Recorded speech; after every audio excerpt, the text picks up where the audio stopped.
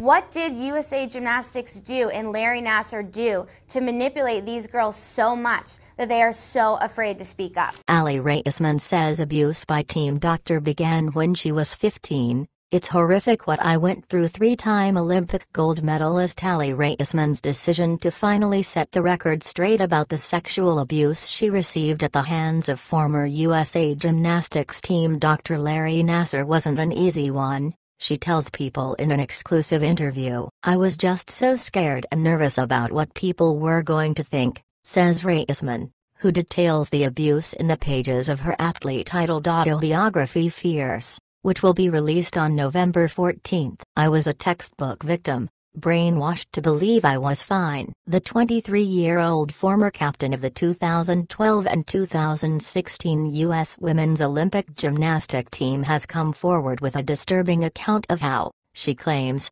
Nassar began molesting her at the age of 15. In her new book, excerpted exclusively in the new issue of People, she opens up about her frightening memories of Nassar, who is now awaiting sentencing on federal child pornography charges in Michigan and has been accused of sexually abusing hundreds of female athletes. "It wasn't until I started seeing other doctors and athletic trainers that I began to realize that their methods were far different from Larry's," she writes. "When I lay on my stomach to have my hamstrings worked on, towels were draped over my hips and buttocks for privacy and to ensure that there was no inappropriate skin-to-skin contact. They never, ever crossed any lines in where they massaged, and there was never a moment when their methods made me uncomfortable. It was different with Larry. I would lie on the table, my hands involuntarily balling themselves into fists as his ungloved hands worked their way under my clothing. Treatment sessions with him always made me feel tense and uncomfortable." Raisman is by far the most elite athlete to go public with allegations of abuse against Nassar,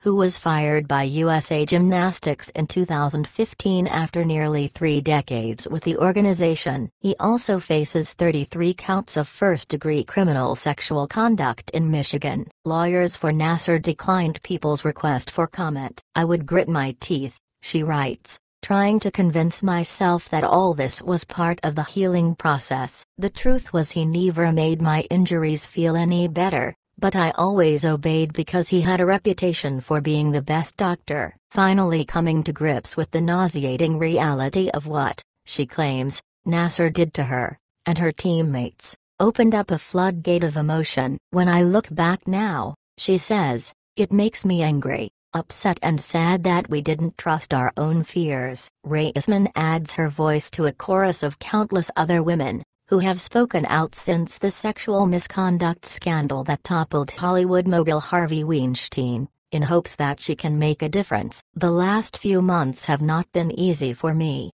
says Raisman. "There have been some days where I feel so much anxiety and I feel sick. I've never really had that before. It's just nerve-wracking because you don't know how people are going to react. I love gymnastics," she continues. "This has nothing to do with my teammates, my coaches, or the sport I love so much. It's the organization, USA Gymnastics, that let me down. I don't know how some of them sleep at night. I don't feel like they care at all that this happened to me. It's horrific what I went through. I want to create change," she insists. No one deserves to be hurt or taken advantage of. In a statement Sunday, Team USA Gymnastics said in part, "We are appalled by the conduct of which Larry Nassar is accused, and we are very sorry that any athlete has been harmed during her or his gymnastics career." Aly's passion and concern for athlete safety is shared by USA Gymnastics. "Our athletes are our priority,